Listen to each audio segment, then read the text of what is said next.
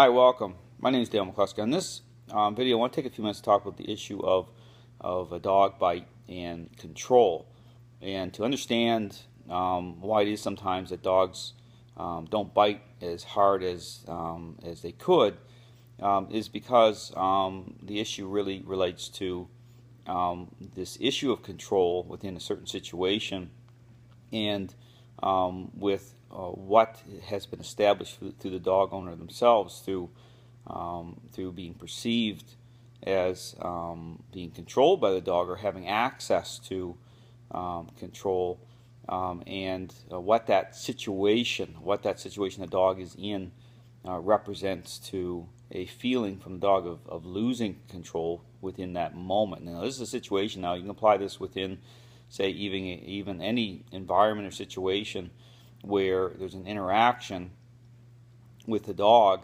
that takes on more of a assertive or influence type of interaction, and with the owner being there, and the dog is already holding a tremendous amount of power in the relationship between a dog and owner.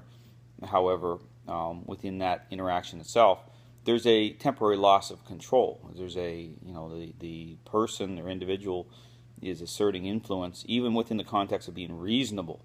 However, in the dog's mind, it's unreasonable based on the control they have and the consistent amount of control they have in the relationship. So they find comfort and power, and so they settle into that. And so there's almost like a spectrum. There's almost like a expectation to have a certain level of control at certain times.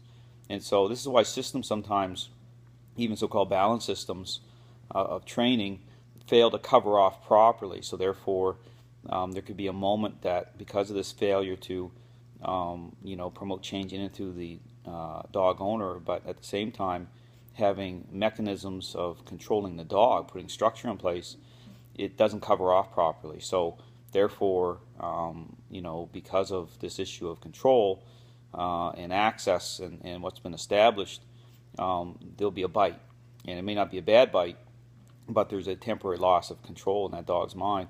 And so they'll release it because they've stopped that temporary loss of control through that interaction. And then when they stop, in their mind, they've stopped that from happening, and they've, at the same time, the owner, the dog will, they feel a certain way that gives them back the control and power, and everything's okay, even though the person got bit. Sometimes when there's a bad biting situation, it's because there's a loss of control at a greater level, and that dog's identifying that person, so they're going to really, it can turn really bad, and for that person involved, it could even be a trainer that gets bit very hard, because again, the system is not covering off properly. And so just understand that this issue of a bite, of aggression, control, those are all things that are part of it. Systems that fail to cover off properly, to promote change effectively through the owner themselves, it can set this up. And so there's what I call gaps. There's like gaps in the system. It does not cover off properly through structure itself, through promoting the right level of change to that dog owner, and even the issue of structure and making it safe so that you have control mechanisms in place as you begin to shade in that dog's mind, so to speak, and then start to shift power back onto the owner through fulfillment, through at the relational changing level. So if you have any questions about this, feel free to ask me.